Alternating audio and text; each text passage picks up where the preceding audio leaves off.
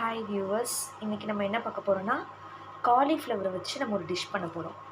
என்ன டிஷ் பண்ண போகிறோன்னா ஒரு கிரேவி பண்ண போகிறோம். இந்த கிரேவி பார்த்திங்கன்னா சாதம், சப்பாத்தி இது கூடலாம் ரொம்பவே சுவையாக இருக்கும். இதை எப்படி செய்யலான்னு வாங்க பார்க்கலாம். நான் ஒரு பாத்திரத்தில் தண்ணி ஊற்றி வச்சுருந்தேன். அது நல்லா கொதிச்சிருச்சு. இப்போது அதில் கொஞ்சம் மஞ்சத்தூள், கொஞ்சமாக உப்பு இதை சேர்த்துக்கோங்க. சேர்த்ததுக்கப்புறம் ஸ்டவ் ஆஃப் பண்ணிவிட்டு காலிஃப்ளவரை சேர்த்துக்கோங்க. காலிஃப்ளவரை கொதிக்க வைக்க வேணாம், ஜஸ்ட்டு ஒரு சுடுதண்ணியில் போட்டு ஒரு 10 நிமிஷம் மட்டும் அப்படியே விட்டுருவோம். அடுத்து காலிஃப்ளவருக்கு தேவையான மசாலா ரெடி பண்ணிக்கலாம். அதுக்கு நான் ஒரு பேனில் எண்ணெய் சூடு பண்ணியிருக்கேன். எண்ணெய் சூடானதும் ஒரு பட்டை, கொஞ்சம் சோம்பு, ஒரு அன்னாச்சி பூ இதெல்லாம் சேர்த்துக்கோங்க. நல்லா பொரிஞ்சு வந்துருச்சு.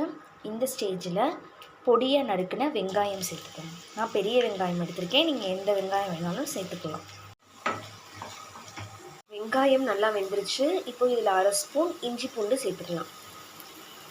நான் தக்காளியே பேஸ்ட்டாக ரெடி பண்ணி வச்சுருக்கேன், அதையும் சேர்த்துக்கலாம். தக்காளி சேர்த்ததுக்கப்புறம் பச்சை வாசம் போகிற வரைக்கும் நல்லா வதக்கிக்கோங்க. தக்காளி இப்போது நல்லா பச்சை வாசம் போயிடுச்சு. இப்போ இதில் நம்ம குழம்பு மிளகாத்தூள், கரம் மசாலா தூள், கொஞ்சமாக சிக்கன் பொடி அதையும் நான் சேர்த்துருக்கேன். நல்லா கலந்துக்கலாம். இந்த டிஷ்ஷு கூடவே சேர்க்குறதுக்காக தேங்காய், கசகசா, பச்சை மிளகாய், முந்திரி பருப்பு எடுத்துருக்கேன். இதை நல்லா பேஸ்ட் பண்ணி அதில் சேர்த்துக்கலாம். டிஷ் கொஞ்சம் கெட்டி பதத்துக்கு வரும், அதுக்காக நம்ம இதை சேர்க்குறோம். இந்த டிஷ்ஷுக்கு தேவையான உப்பு கொஞ்சம் சேர்த்துக்கலாம். இப்போது அந்த தேங்காய் அரைச்சி வச்சுருந்தோம்ல, அந்த விழுதையும் சேர்த்துக்கலாம். பேஸ்ட்டை நல்லா கிண்டி விட்டுக்கோங்க. இதை ஒரு 5 நிமிஷம் வேக வச்சு எடுத்துக்கோங்க. 5 நிமிஷம் ஆயிடுச்சு. இப்போ நம்ம வேக வச்ச காலிஃப்ளவரை சேர்த்துக்கோங்க. காலிஃப்ளவரை நல்லா மிக்ஸ் பண்ணிக்கோங்க. இப்போ ஒரு 10 நிமிஷம் வேக விட்டு எடுத்துக்கலாம்.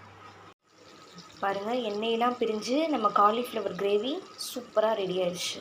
இதில் கொஞ்சம் கொத்தமல்லி தழை தூவிக்கலாம். பாருங்கள், நம்ம காலிஃப்ளவர் கிரேவி சூப்பராக ரெடி ஆயிடுச்சுங்க.